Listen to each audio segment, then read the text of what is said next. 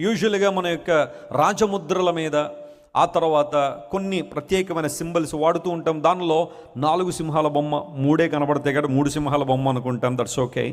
అయితే ఆ క్రింద సత్యం ఏవ జయతే అనే ఒక పదం రాస్తాం. ట్రూత్ ప్రివేల్స్ అనే పదం. సత్యం ఎప్పుడూ జయిస్తుందని. కానీ విచారం ఏంటంటే ఆ మాట కేవలం రాజముద్రికలకే పరిమితం చేస్తాం, కానీ జీవితంలో ఏది సత్యం అనేది ఆలోచన చేయం.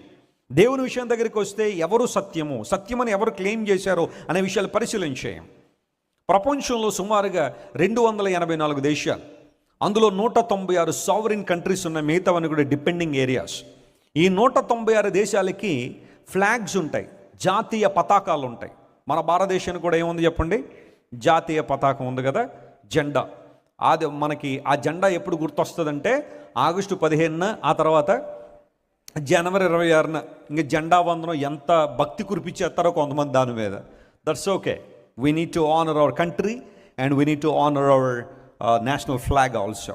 అయితే ప్రతి దేశానికి ఒక ఫ్లాగ్ ఉంటుంది కదా. అయితే 196 దేశాల్లో డొమినికన్ రిపబ్లిక్ అనే ఒక దేశం ఉంది. కరేబియన్ ఐలాండ్స్ దగ్గరలో ఉంటుంది. నేను ఒకసారి ఆ దేశం వెళ్ళాను. ప్రభు చిత్తం అయితే రేపు మరలా ఫిబ్రవరిలో 2 రోజులు మీటింగ్స్కి వెళ్తాను. డొమినికన్ రిపబ్లిక్ అండ్ పోర్టోరికో అనే 2 దేశాల్లో మీటింగ్స్ ఉన్నాయి. ఆ డొమినికన్ రిపబ్లిక్ జాతీయ జెండాలో ప్రపంచంలో ఏ కంట్రీలో లేని ఒక అద్భుతమైన విషయం ఏంటంటే, డొమినికన్ రిపబ్లిక్ ఆ నేషనల్ ఫ్లాగ్లో సిలువ ఆకారం ఉంటుంది. సిలువను పెట్టుకున్నారు వాళ్ళు.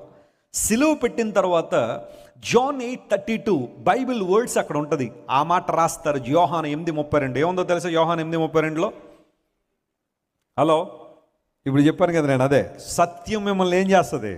స్వతంత్రులుగా చేస్తుంది అనే మాట ఉంటుంది. ఆ నేషనల్ ఫ్లాగ్లో జాన్ 8:32 అండ్ సిలువ వేసుకుని డొమినికన్ రిపబ్లిక్ వారు బైబిల్ని ఆనర్ చేస్తారు.